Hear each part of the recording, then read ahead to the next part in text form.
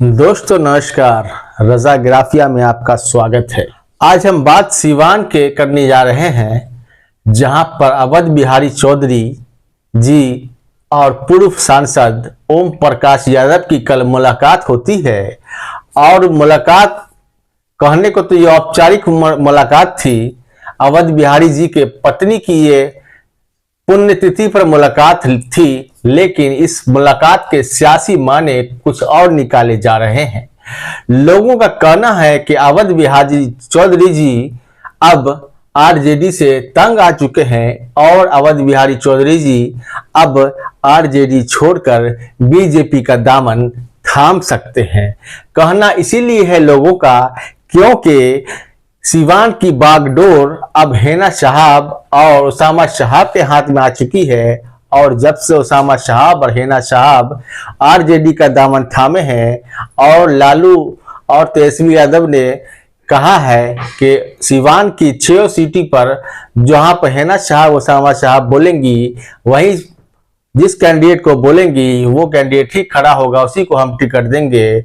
इसी बात से हो सकता है कि अवध बिहारी चौधरी नाराज बताए जा रहे हो सकता है कि अवध बिहारी चौधरी जी को लग रहा हो कि अब सिवान से मेरा पत्ता कटने वाला है, हेना साहब मेरा पत्ता काट देंगी।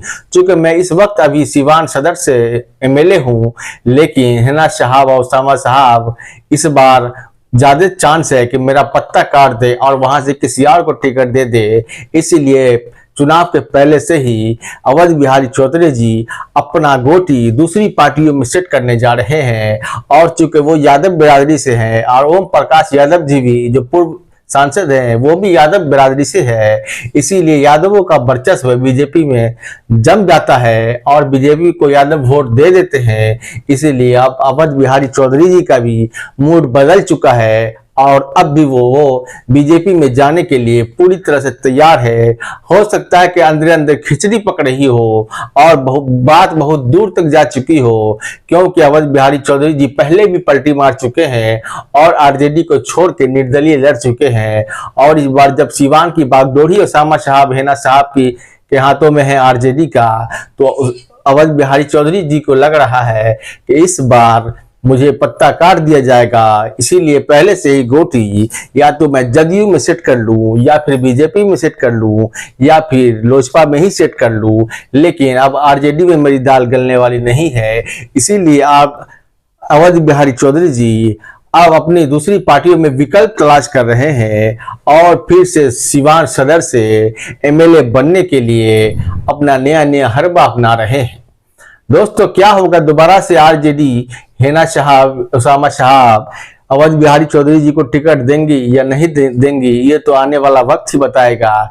लेकिन एक बात तो तय है कि अवध बिहारी चौधरी जी को डर लगने लगा बुरी तरह से। उनको समझ में आ चुका है कि अब आरजेडी में रहना मुश्किल है, अब हेना साहब उसामा साहब के रहते हुए मुझे टिकट नहीं मिलेगा। इसीलिए पहले से ही वो बीजेपी में और अन्य पार्टियों में अपना विकल्प तलाश कर रहे हैं।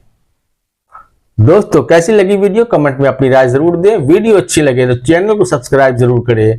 मिलते हैं अगली वीडियो में, तब तक के लिए धन्यवाद।